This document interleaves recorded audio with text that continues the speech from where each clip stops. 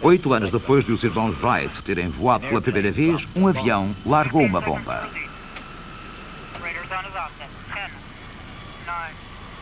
40 anos depois, um avião podia destruir uma cidade.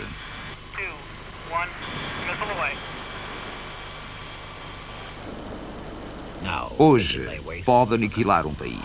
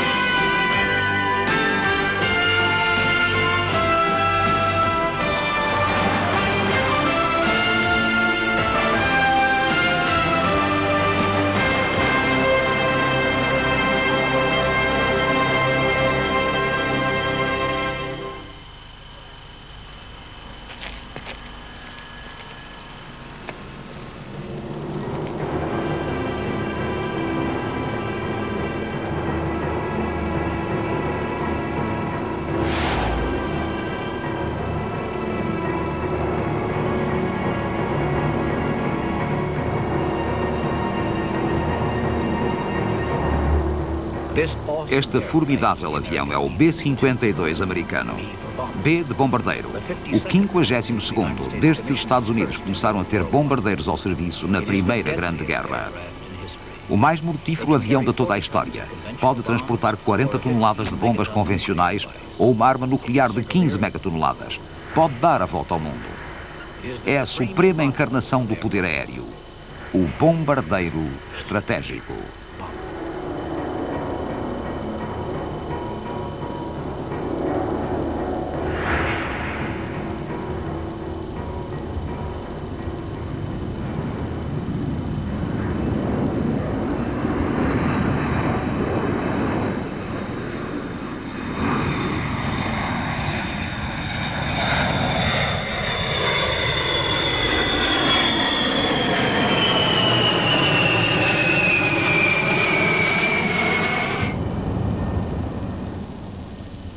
Os bombardeiros trouxeram uma nova e horrorosa dimensão à guerra, aniquilando pessoas, demolindo cidades, obliterando paisagens. O bombardeamento clássico atingiu seu auge no Vietnã. Em 10 anos de campanha, os Estados Unidos lançaram 6,5 milhões de toneladas de bombas, mais do que as usadas da Segunda Grande Guerra. Foram usados todos os tipos de bombas e de bombardeiros.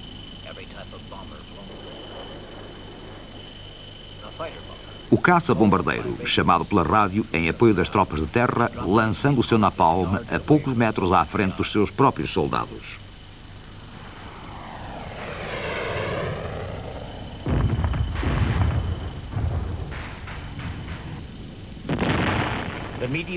O bombardeiro de médio raio de ação, destinado a destruir as comunicações e linhas de abastecimento do inimigo, usando a precisão extrema das suas bombas guiadas por laser para alcançar os alvos.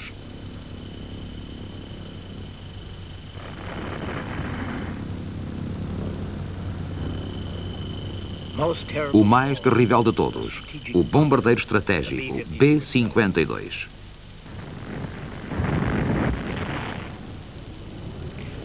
Vindo de milhares de quilómetros de distância, fizeram chover a destruição dos alvos económicos no próprio coração do Vietnã do Norte.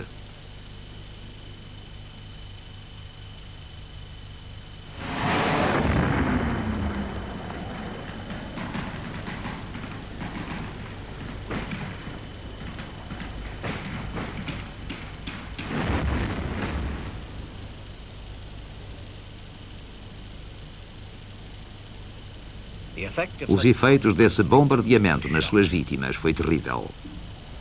We had surrendered to us an NVA soldier. We hadn't been standing there watching him in the trench more than a couple of minutes before one of our own jet aircraft flew over at some distance from the hill. Whereupon this man literally dissolved into shaking and uncontrolled reaction to just the sound of that jet going overhead. We found that, for instance, if we simply clapped our hands, the man would defecate standing there. He was psychologically destroyed by the constant heavy bombing. Apenas 30 anos separaram o Vietnã da guerra em que primeiro se sentiu o impacto total do bombardeamento estratégico. Foi em 1936, durante a Guerra Civil de Espanha, e foi a Força Aérea Germânica, a Luftwaffe, que demonstrou o poder do bombardeiro como arma de terror nos alvos civis.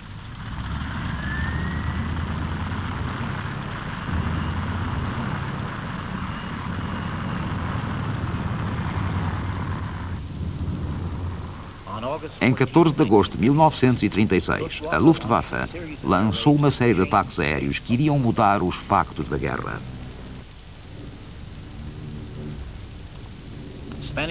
As cidades espanholas, em poder dos republicanos, foram o campo de ensaios para este novo tipo de ofensiva.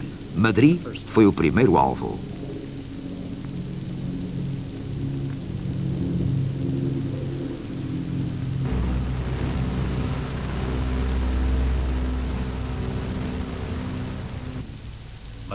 Mas o auge surgiu 8 meses depois, com a destruição da cidade indefesa de Guernica.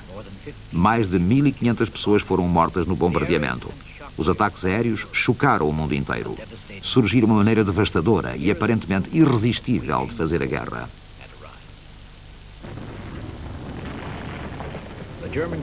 Os alemães desencadearam em seguida outra revolução militar, a Blitzkrieg, Guerra Relâmpago.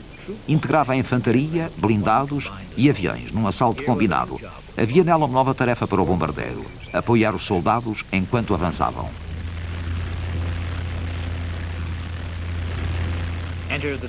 Este é o Stuka, um bombardeiro a pique, cujo uivo podia esfriar o mais bravo dos corações.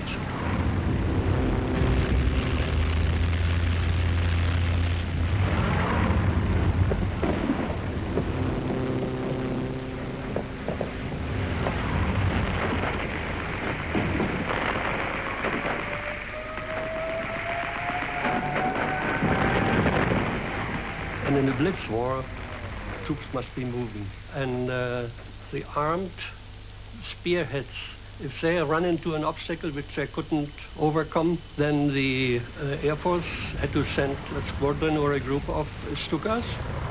For this reason, in the first armed cars was always a Stuka pilot as a connection officer. And he was in radio contact with the leader of the Stuka group which attacked. By this contact, it was possible to drop bombs sometimes nearer than 100 meters in front of their own troops.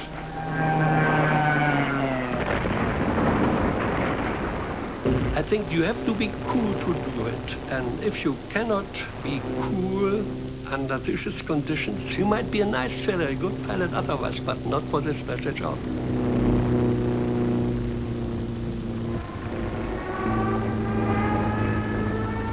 When you start the dive, for a young fellow, the whole world belongs to you. It's really an amazing feeling. You dive with a speed of 450 kilometers, then you have to keep the aircraft straight, clean, for 3 seconds. You have a horn, like in the car, that gives exactly the height where you pull out. And you have switched it, let's say, to 2,000 feet.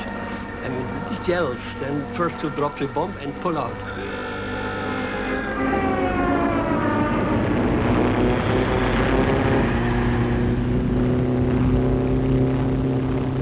As you are level, of course, you apply full power because now you run for life.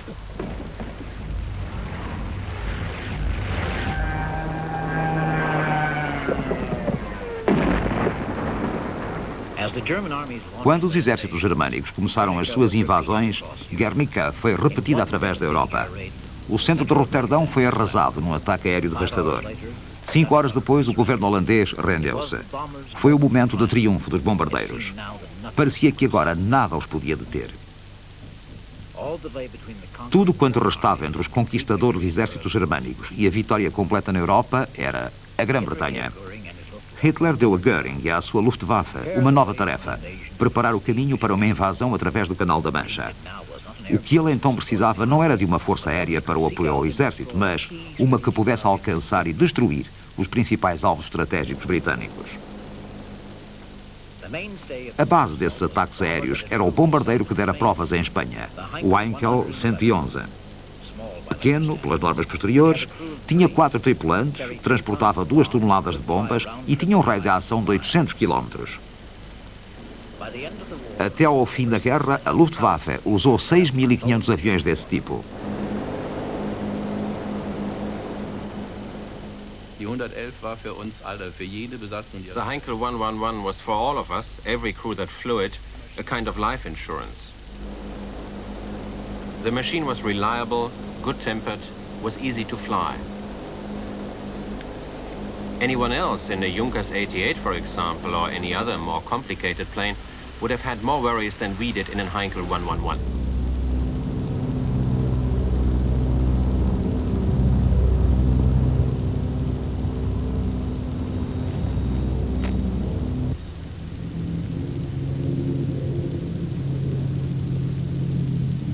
Everyone knew it was a serious business, and the tension increased the moment we reached the Channel coast. The nearer we got to the English mainland, the higher the tension became.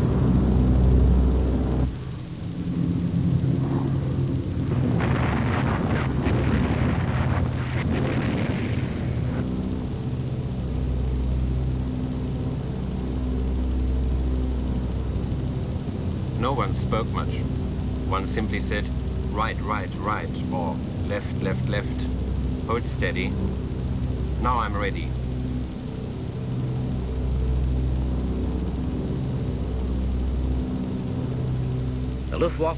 O ataque da Luftwaffe à Grã-Bretanha começou em julho de 1940. Os seus primeiros alvos foram aos aeródromos da RAF.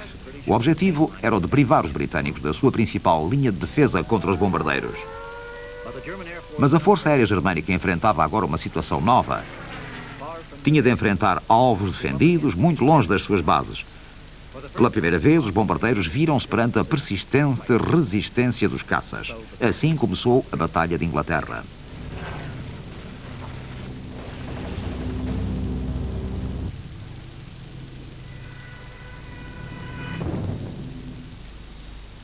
Os britânicos introduziram na luta uma nova arma defensiva, o radar.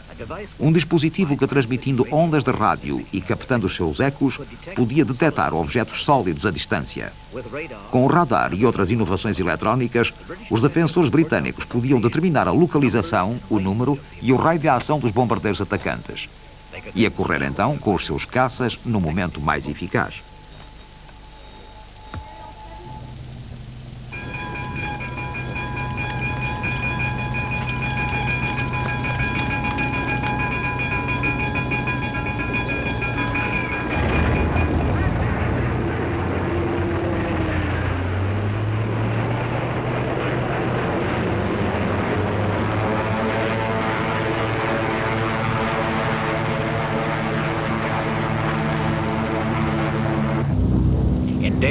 Durante o dia, os bombardeiros germânicos sofriam enormes perdas.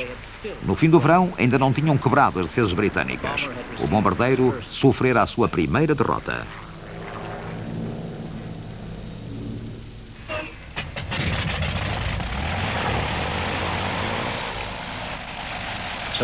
Göring mudou de tática. A Luftwaffe passou a atacar de noite.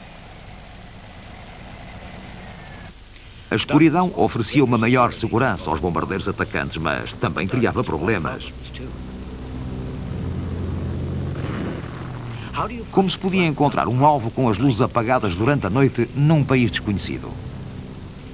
Os alemães desenvolveram um sistema eletrónico próprio. 2 feixes de ondas de rádio convergentes diziam ao piloto quando se encontrava sobre o alvo, mas os britânicos responderam com um dispositivo que desviava os feixes.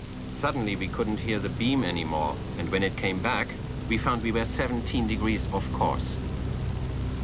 We couldn't find Derby or our alternative target, so we decided to fly home. We dropped our bombs in the channel.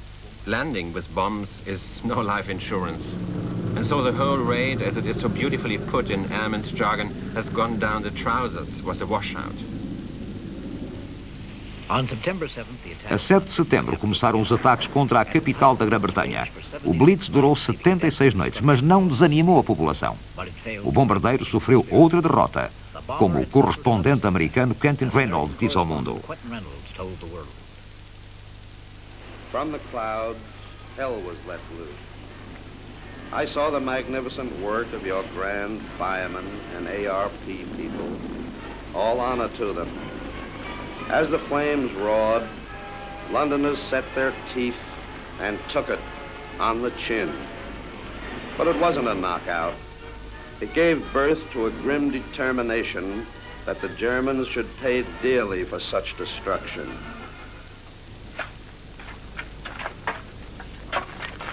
O único meio de resposta que os ingleses tinham era o de lançarem a sua ofensiva de bombardeiros. O maior defensor dessa atitude era o chefe do comando de bombardeiros da RAF, Sir Arthur Harris.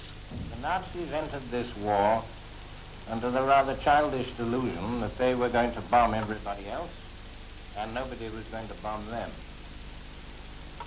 At Rotterdam, London, Warsaw, and half a hundred other places, they put that rather naive theory into operation. They sowed the wind, and now they are going to reap the whirlwind.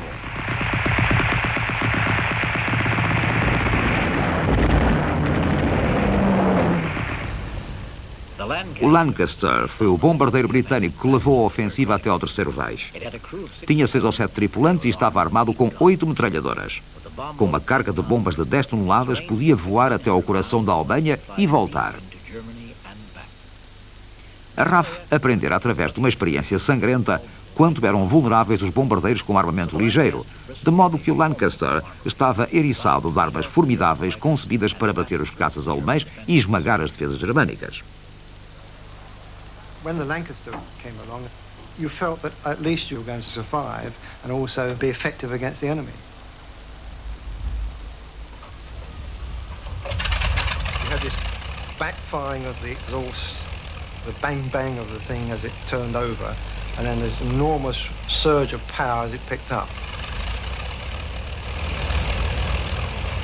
You did this 4 times, and each time the engine picked up, you know, the extra crescendo of noise, the vibration increased until the whole aircraft was shaking.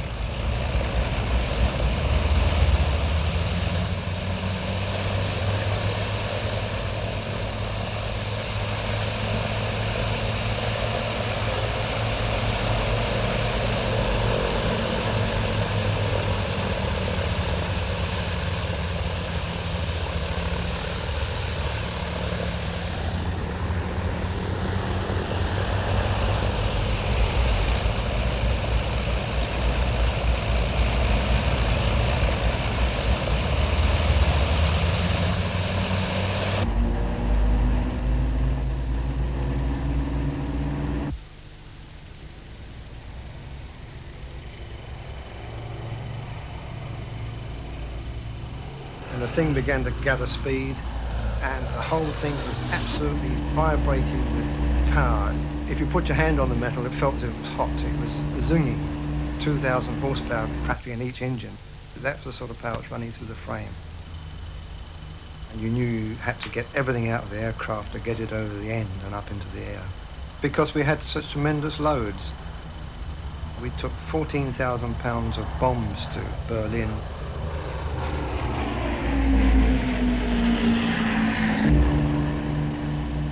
The Lancaster of the heavy bombers was the winner for Britain. She was a gentle aircraft, she had plenty of latitude, you could throw her about. She was the ideal heavy bomber.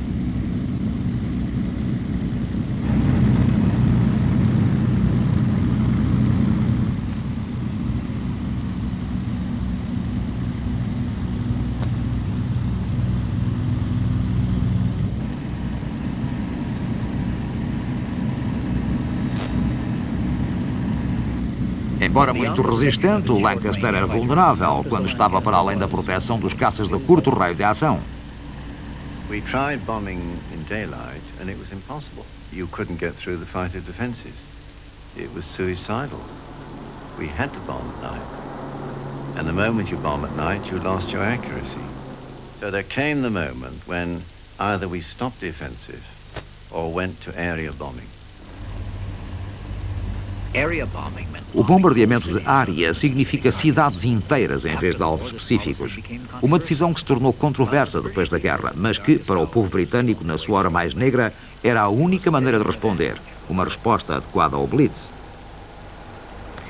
Para os jovens aviadores que realizavam estas missões de bombardeamento sobre a Europa, era uma tarefa que os punha em perigo de morte. Em toda a guerra, só os tripulantes dos submarinos alemães viram a sua sobrevivência em maior risco. The tour of operations was 30. The squadron I was with had first Wellingtons, then Lancasters, and we were operating anything from 20 to 25 aircraft a night. In something like 14 months, I don't suppose I saw more than about a dozen crews finish a tour and go off. So the expectation of life was not high. Now, to keep on in that knowledge, I always found to be quite extraordinary. We're losing up to 80 or sometimes 90 aircraft a night from the command, getting fairly close to the 10% attrition rate, which is regarded as uneconomical. And although it improved later, nevertheless, it was a pretty harsh prospect. We had no means of knowing at that time what happened to aircraft and crews. They just disappeared. Some of them became prisoners, but as far as we were concerned, they'd gone. They used to have a briefing a few hours before the takeoff time. There used to be a screen at the end of the hut, curtained, and when the commanding officer came in, he used to say, "Right, lads, this is where it is tonight." He'd pull the string, the curtain would open, and then on the wall there was a huge big map of Europe with a red ribbon going from your base to wherever the target was. And we all used to look, first of all, where the end of the red ribbon was, and if it was Berlin, we always say, "Oh my God, not again." The thing which used to impress me about so many of these young pilots flying a 4-engine airplane, they couldn't drive a car because they weren't old enough to get a license when the war started. They could fly a bomber, but they couldn't drive a car. You had your own ground crew. They attached themselves to you and you to them because you depended on them for your life. And they were all sensing that you were going out and they were behind. But you felt that you were all one because you did the same thing. You came together on that dispersal. And in the fading light, this was the last moment, possibly some of us would see them again. We got into the aircraft. The rear gunner was going to his outpost in the rear end, and it was uphill gradient to the cockpit, and the rest of us were climbing over the big central main beam of the main plane, and this was a sort of grand national hurdle because by this time you were getting a bit tired, if you like, of the physical effort, and I suppose the mental block that really this is not the place for you.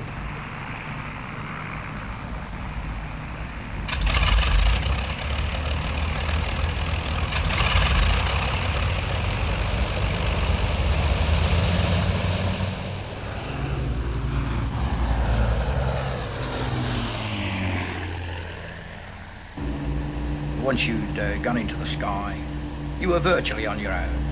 It was dark, we didn't have navigation lights. Quite often, the only reason you'd know there was another aircraft there was when you'd get a bump as you crossed the slipstream of another aircraft, but you probably wouldn't see it. You were virtually on your own. It was an individual effort. Every aircraft had its own smell, and I can smell it now, a mixture of high-octane fuel, hydraulic fluid, rubber, even the Elson giving off smells, you know, we had a chemical Elson in the back. It also, I think, a mixture of fear, you know, at the same time. They took flasks of coffee and tea. They also had flying rations, so-called chocolate, which was precious, chewing gum, wine gums, and things of that sort. And they would very often use these to pace out the flight.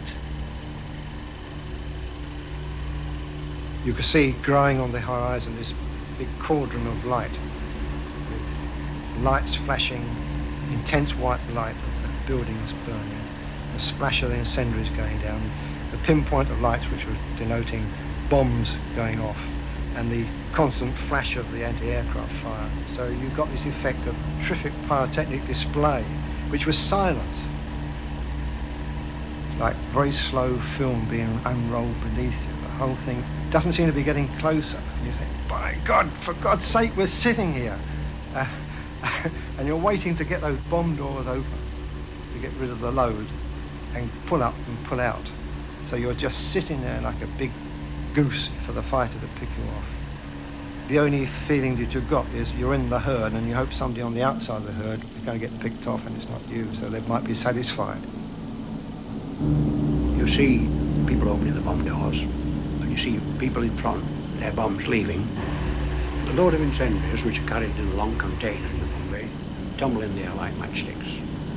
When they strike the ground, they're an intense fire, which is difficult to put out. If it's a blockbuster, you see a big red ball of fire, wells up and dies down. When you press the button, you get a feeling of elation. You feel, this is where you're getting over. You're going to hit them. You feel the bump as each bomb goes. If it's a big one, 4,000 pound, you can thump. You can feel the release through the seat of your pants. And the aircraft is no longer sluggish, but it's more alive. And you just couldn't get those doors closed quick enough and go into a nose-down position where you got extra speed and pulled away from the target.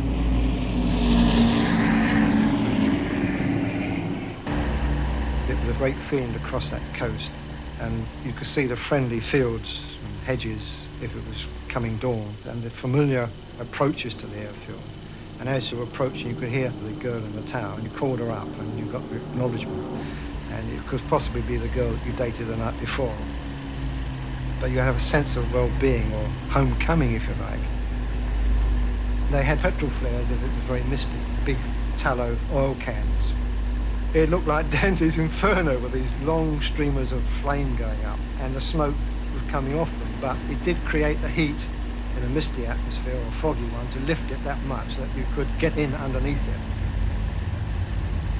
You had that sinking feeling as you were approaching and you were holding the aircraft back. You're losing airspeed. You got that moment of stillness before you hit the runway, and the first thing was the bump and the screech of the tires.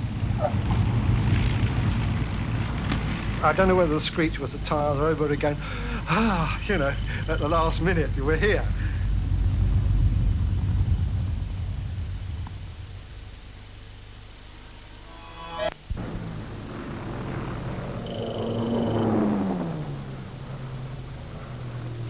Nos princípios de 1944, os alemães tinham caças noturnos que causavam danos terríveis às esquadrilhas britânicas.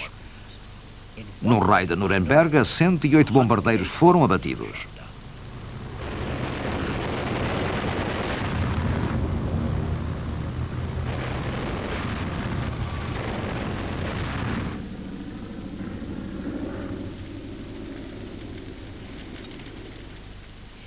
Sofisticadas instalações de radar, projetores, fachos e mais de 30 mil peças antiaéreas significavam que a noite já não oferecia proteção aos bombardeiros.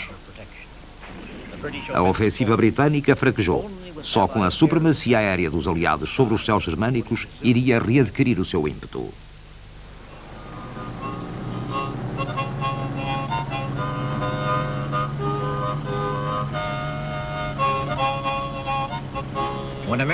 Quando a América entrou na guerra na Europa, criou novas forças aéreas para tomar parte na ofensiva aérea contra a Alemanha.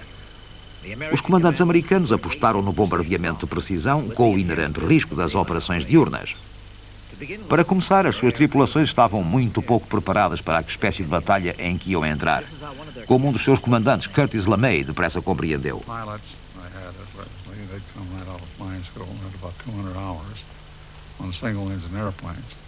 The bombardiers I got 2 weeks before we went overseas. Navigators, half of them, the first time they saw an ocean, they navigated across it. The gunners had supposedly been to a gunnery school.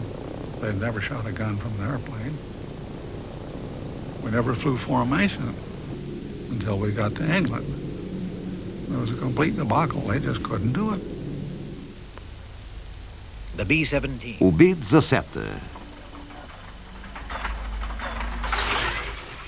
A fortaleza voadora era o bombardeiro em que os Estados Unidos confiavam para voar à luz do dia sem escolta de caças até ao coração da Alemanha.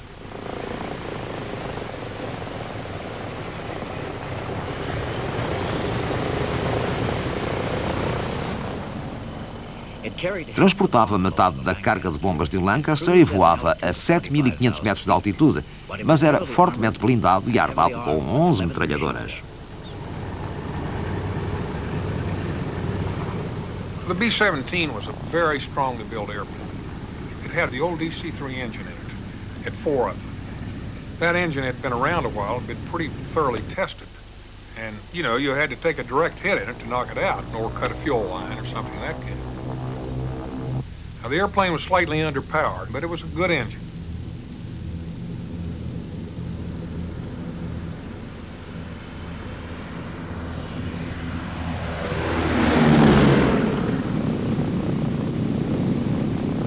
Easy to fly, very forgiving.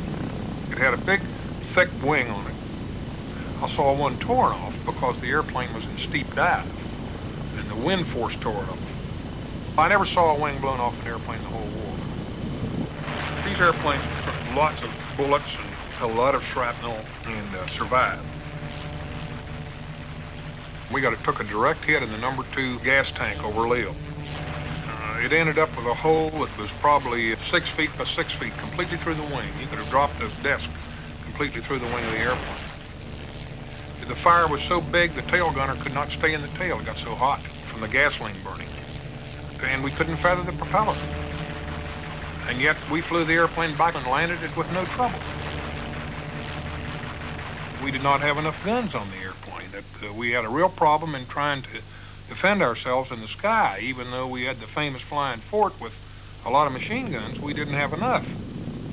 We learned right off, for instance, and the Germans learned this quickly, that we could not fire straight forward because the top turret guns could not come down below level, and the belly guns couldn't shoot up. So the front was open.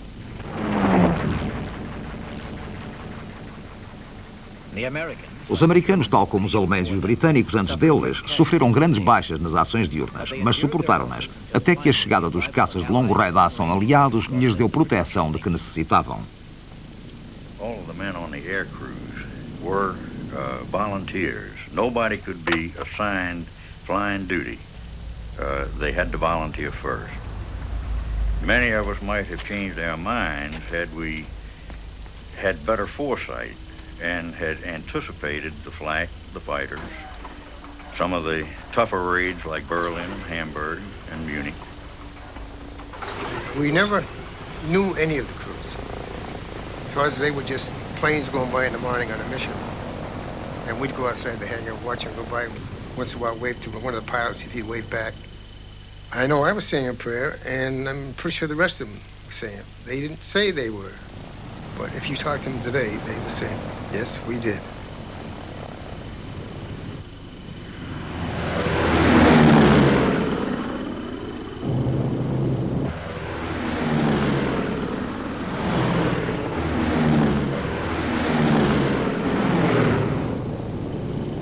Para proteger os seus bombardeiros sem escolta, o general Curtis LeMay apresentou uma nova formação, a Caixa de Combate. Os aviões eram dispostos de tal maneira que cada bombardeiro no grupo fosse coberto pelas armas de todos os outros.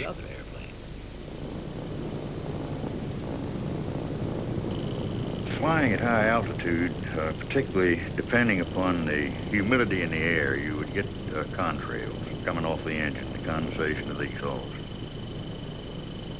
It was a beautiful sight to see, but it was a terrifying sight because it not only gave away your position to the gunners on the ground, but it also allowed the German fighters to fly up the contrail and attack you from the rear almost unannounced.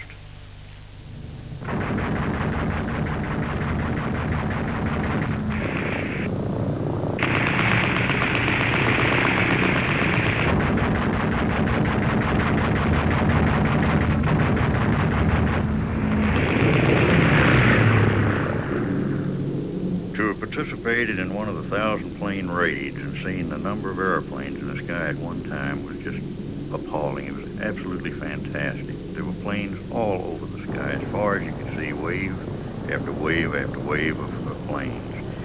The thing that, to some degree, I liken it to would be the movie The Birds. The inhabitants of the village looked up, and the sky was black with birds. And I guess that's kind of what it looked like, literally a sky full of planes.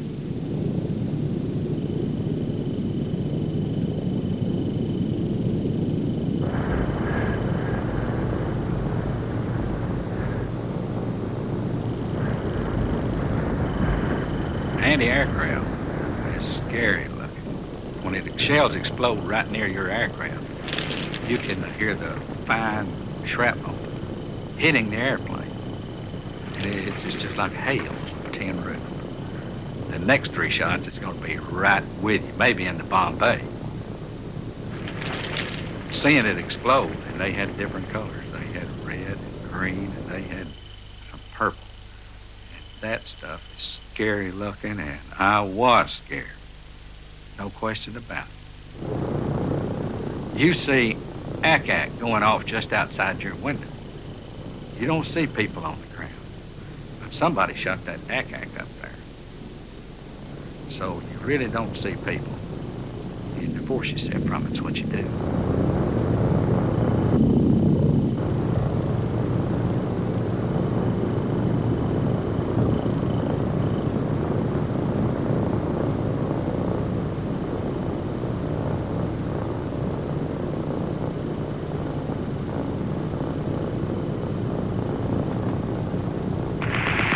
Well, it'd be a plane out there with an engine burning or something, and be 2 or 3 German fighters. They just come in on it and just riddle it to pieces.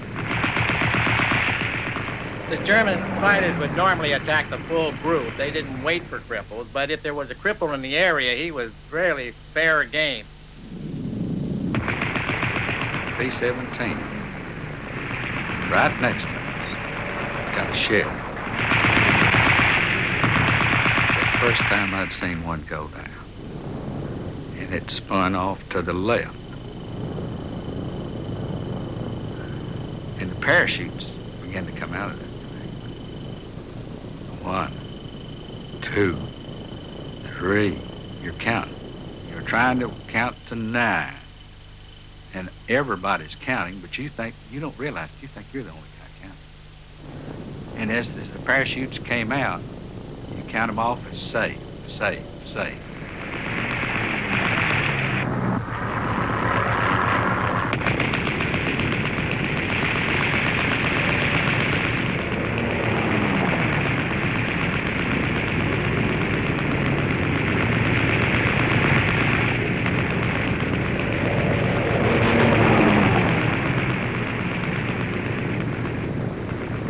You have to pay an admission price every time you go over there. You're going in enemy territory to destroy some of his resources. Now, he's going to try to prevent you, and you're going to have some losses. If you're going to pay an admission price, you better get something for it. You better hit the target. Now, if you miss the target and you have to go back again, the admission price is about double what you paid the first time. And this is what happened to us a lot of times. 11.000 bombardeiros americanos voaram contra os alemães. Quase metade não regressou.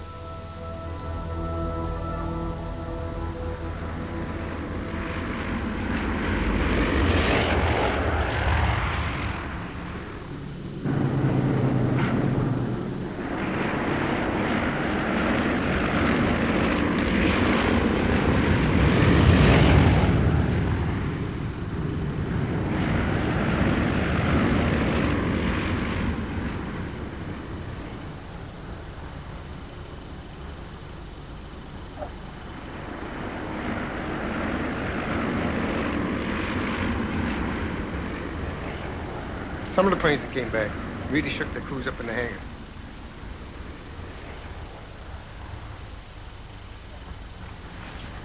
We didn't know any of the men, but we more or less could feel what they'd gone through.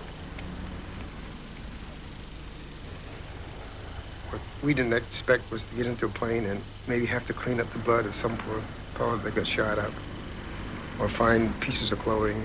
Once in a great while, you might find a little piece of a body. And probably it maybe affected us a little more because we didn't know who it was. If we'd have known the people in there, maybe we knew what the man was like or something like that. Maybe we could have got away with it that way. But this way, all we knew it was some American that had been in there.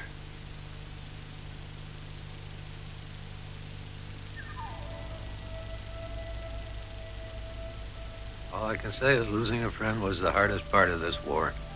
And I've lost a few, I'll be honest with you, because we were really close. A combat crew couldn't be any closer than a husband and wife, and, well, I just don't want to think about it, okay?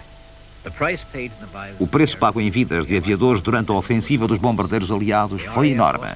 A RAF perdeu mais de 55.000 homens, 1 em 7 dos mortos em combate do Império Britânico. As perdas americanas no teatro de guerra europeu foram ainda maiores, 94.000 homens. O custo para a Alemanha foi ainda mais elevado, centenas de milhares de mortos e as suas cidades arruinadas. At Hamburg, it was just unbelievable, the amount of smoke, the amount of flame. We flew by Hamburg about 3 days after the major part of the raid, and the smoke trails were as far as you could see, and the fires were still burning. We had 3 targets in Hamburg and couldn't find any of them because of the smoke and the fire. The day after the armistice, they allowed us to come down to 600 feet and just look. Ordinarily, on a mission, you're at 24,000 feet, you don't see much. But at 600 feet, it's different. The city was totally devastated. There were no streets. I mean, you couldn't find streets. You know, all the bricks and buildings had just caved in the street. And it always made my mind. You knew that the civilians couldn't survive. Then again, we weren't that concerned about them because they were the enemy. Conseguiu-se que a ofensiva dos bombardeiros na Europa alcançasse o seu objetivo, mas não tanto como os seus defensores a princípio supunham ser possível. Os bombardeiros não derrotaram a Alemanha só por si, não quebraram o moral do povo alemão, mas obrigaram a divertir para a defesa antiaérea recursos necessários a outras frentes. Mantiveram muitos dos caças da Luftwaffe presos às suas bases na Alemanha. Mas o mais importante foi que, durante longo tempo, os aliados não tiveram outro meio de responder aos alemães.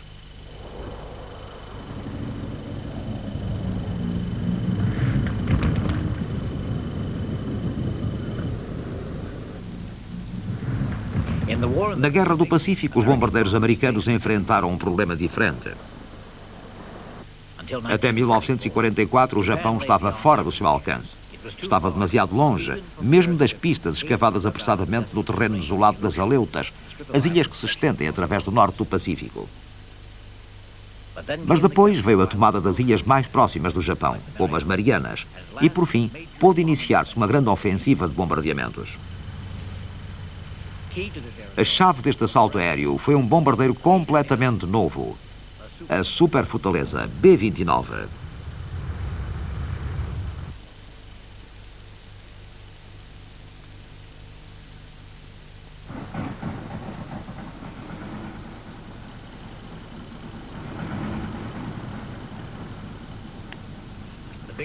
O maior e mais avançado bombardeiro da guerra era rápido. Mais de 560 km por hora e com a sua cabina pressurizada podia voar a alturas bem acima do fogo antiaéreo. Estava bem armado. Tinha 5 torres de metralhadoras, 2 no cimo da fuselagem, 2 na parte inferior e 1 na cauda. Mas, acima de tudo, com o seu alcance de cerca de 5.000 km, havia finalmente um bombardeiro que podia atingir o Japão.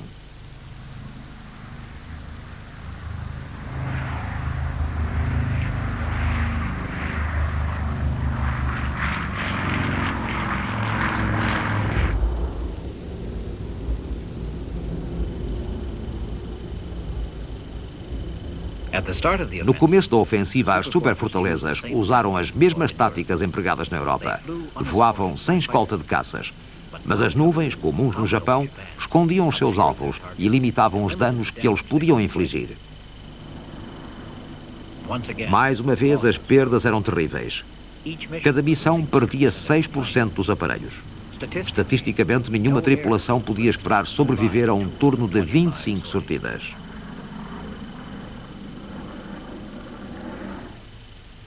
Então, o general LeMay veio da Europa e ordenou uma mudança tática. Agora seriam incendiárias, em vez de altos explosivos, voos a baixa altitude em vez de raids nas alturas. Meses depois, a nova tática produziu efeitos. Primeiro, Tóquio, numa devastadora tempestade de fogo. Depois, outras das principais cidades japonesas foram reduzidas a cinzas e escombros.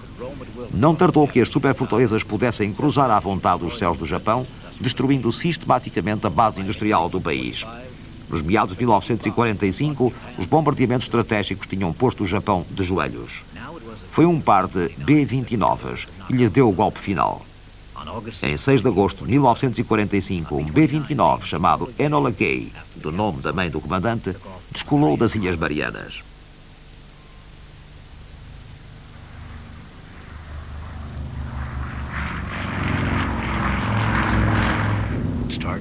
O seu alvo era Hiroshima.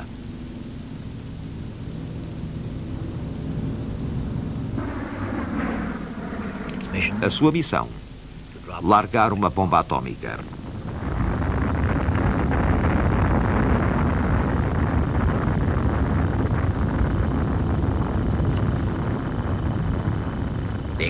A explosão foi equivalente a 20 mil toneladas de TNT.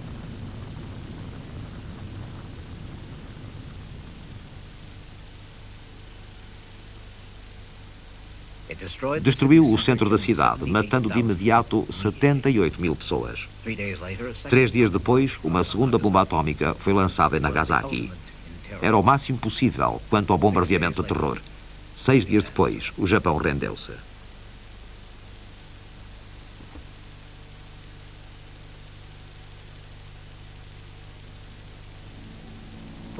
Para os chefes da Força Aérea dos Estados Unidos, as lições da guerra eram claras. O bombardeamento resultava e agora tinham o monopólio das armas nucleares. Tinham também um novo bombardeiro, um que podia descolar da América e alcançar alvos a um continente de distância. O B-36, um monstro, com 6 motores de êmbolo e 4 de jato.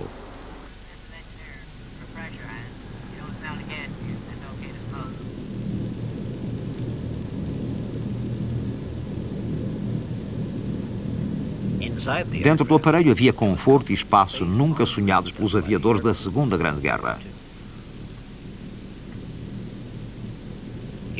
Era uma oportunidade do ar e os comandos aproveitaram-na. Criaram uma força de bombardeiros independentes, o SAC, Strategic Air Command. O general LeMay foi nomeado comandante desta nova força aérea, cuja missão era a de deter as agressões com a ameaça de destruição maciça. Mas o general não estava contente com a situação do seu comando, de modo que o pôs à prova em condições de guerra. Not one airplane in the Strategic Air Command finished the mission as briefed. They had absolutely no combat capability. Zero. Portanto, LeMay lançou a ideia de uma força aérea em tempo de paz preparada como em tempo de guerra. Os seus bombardeiros estavam armados e prontos para a ação em qualquer momento.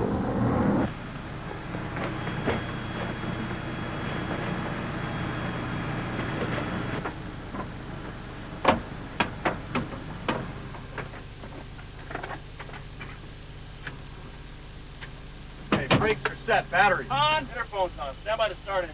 Clear left, hit him.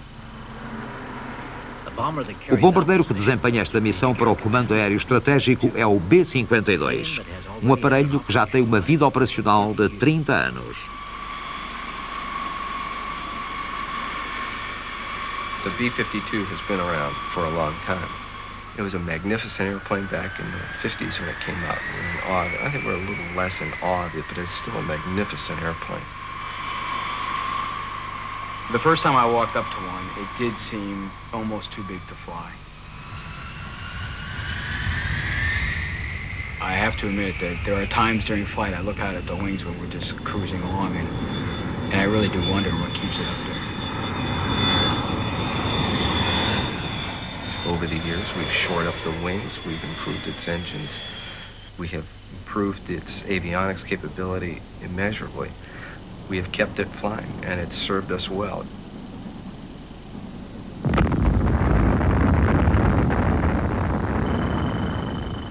O B-52 foi o avião que largou a primeira bomba de hidrogênio do atol de Bikini, em 1956.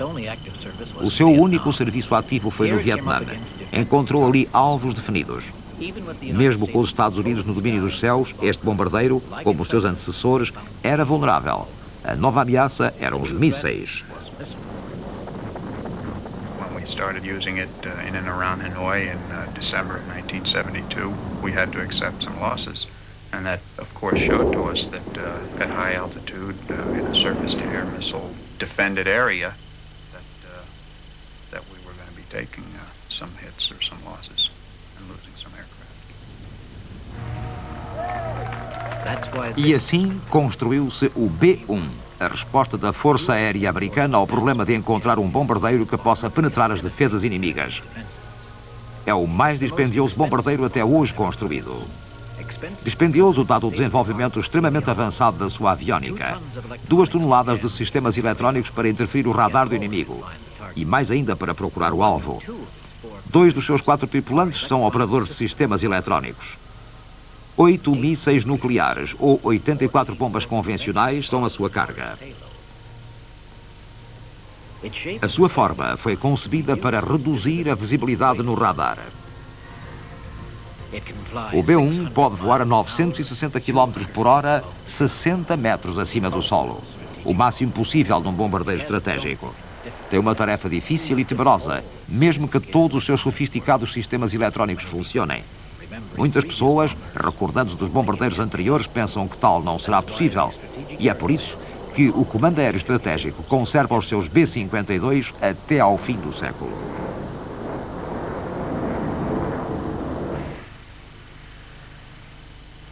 O bombardeiro mudou a face da guerra.